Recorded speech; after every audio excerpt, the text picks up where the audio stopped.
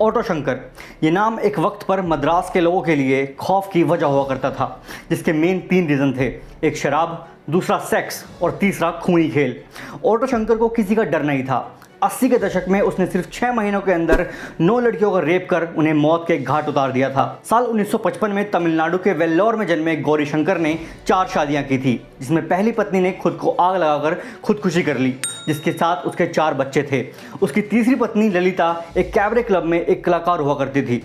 वहीं बाकी पत्नियों के बारे में कहीं ज़्यादा इन्फॉर्मेशन नहीं है। शंकर का एक भाई मोहन उसके क्रिमिनल खेल में उसका सबसे भरोसेमंद आदमी हुआ करता था। लेकिन सवाल ये उठता है कि आखिर उसके इस खूनी मंजर की शुरुआत कैसे हुई? कैसे गौरी शंकर से ऑटो शंकर बने एक खौफनाक सीरियल किलर ने इन सारी घटनाओं को अंजाम तक पहुंचाया? ये उस वक्त की बात है जब 80 के शुरुआती दशक में तमिलनाडु में कुछ ऐसा हुआ जिससे वहां की कानून व्यवस्था को एक झटका लगा, और वजह थी शराब। तमिलनाडु सरकार ने शराब पर बैन लगा दिया। लोगों के लिए अब शराब की पहुंच मुश्किल हो गई थी। इस वाक्य से पहले तक पेंटिंग करने वाले गौरी शंकर ने इसके बाद ऑटो चलाना शुरू कर दिया था, और यही वो वक्त था जब उसने अपराधों की दुनिया में अपना पहला कदम रखा। क्योंकि मद्रास का जितना भी तटीय इलाका था वो बिल्कुल सुनसान और आम पहुंच से दूर था। शराब कारोबारियों के लिए लोकल शराब बनाने के लिए वो सबसे महफूज जगह थी। थोड़ा रिस्क जरूर था, लेकिन पैसों की कोई कमी नहीं थी। वहीं उस समय गैर कानूनी शराब की तस्करी के लिए ऑटो सबसे सेफेस्ट वाहन था। कई ऑटो वालों से ये काम चोरी छिपे कराया जाने लगा, जिसमें गौरी शंकर का नाम भी शामिल था। अब गौरी शंकर ऑटो शंकर बनने की राह पर निकल पड़ा था। उसे इस तस्करी में जमकर कमाई हो रही थी। लेकिन शंकर यहाँ तक सीमित नहीं रहा। उसने खुद को टाइम के साथ इस धंधे में अपग्रेड किया, और अब वो शराब के साथ साथ वेश्याओं की तस्करी भी करने लगा था। वेश्याओं को लाने ले जाने का काम करने पर शंकर को अंडरवर्ल्ड में एंट्री मिल चुकी थी। अब वो अपना एक पूरा गैंग बना चुका था, जिसमें कुल 8 लोग थे, जिनमें 3 मोहन, शिवाजी और एल्डिन उसके सबसे खास हुआ करते थे। इस गैंग ने मिलकर धीरे धीरे पूरे तिरुवनमयूर पर राज करना शुरू कर दिया। पेरियर नगर में शंकर का मेन अड्डा बना हुआ था। ये काम झोपड़पट्टियों में जोरों शोरों से चल रहा था। साथ ही इसकी एक छोटी ब्रांच साउथ मद्रास की एक मशहूर और व्यस्त सड़क एलबी रोड की लॉज पर भी खुली हुई थी। क्योंकि ये तो सब जानते हैं कि शराब और वेश्यावृत्ति का धंधा बिना पुलिस की मदद के करना नामुमकिन है, तो बस शंकर के ऊपर कई पुलिस वालों का हाथ था, जिन्हें उसके इन कारनामों की हकीकत मालूम थी, मगर वो फिर भी चुप थे। क्योंकि शंकर की पहुंच अब कई पॉलिटिकल लीडर्स तक पहुंच चुकी थी। अब शंकर बड़े बड़े मंत्रियों और सीनियर पुलिस वालों के लिए वेश्याओं की तस्करी करने लगा था। साल था 1988, जब तिरुवनमयूर से 9 लड़कियों के गायब होने की बात सामने आई, मगर पुलिस वालों ने लड़कियों के घर वालों को यह कहकर टालने की कोशिश की कि ये सभी लड़कियां अपनी मर्जी से घर से भागी हैं और अब सेक्स रैकेट में काम करने लगी हैं। मगर जब लड़कियों के घर वालों ने यह मानने से इनकार कर दिया तो पुलिस पर खोजबीन करने का दबाव पड़ने लगा। इस बीच शंकर की तीसरी पत्नी ललिता शंकर के दोस्त सुदलाबाई मुथु के साथ भाग गई थी, जो शंकर के साथ मिलकर दलाली का काम किया करता था।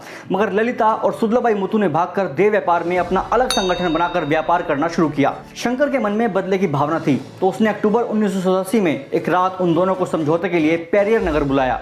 यहाँ उसने ललिता को पीट पीट कर मार डाला। वहीं सुदलाबाई मुथु को आग में भूनकर बाद में उसकी जली हुई लाश को समुद्र में फेंक दिया। शंकर के साथियों ने पुलिस को बताया था कि उसे आदमियों को आग में जलाकर समंदर में फेंकना बेहद पसंद था।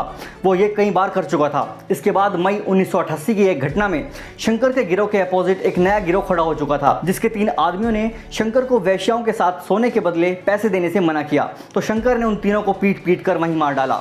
इन तीनों में से संपत नाम के शख्स की पत्नी विजया ने अपने पति के अगवा होने की रिपोर्ट दर्ज करवाई और शंकर को इसका जिम्मेदार बताया, लेकिन पुलिस ने कोई कार्रवाई नहीं की। दिसंबर 1988 में शराब की एक दुकान के बगल से गुजरती लड़की को शंकर ने ऑलमोस्ट किडनैप कर ही लिया था, मगर वो लड़की बचकर भाग निकली और सीधा पुलिस के पास पहुंच गई।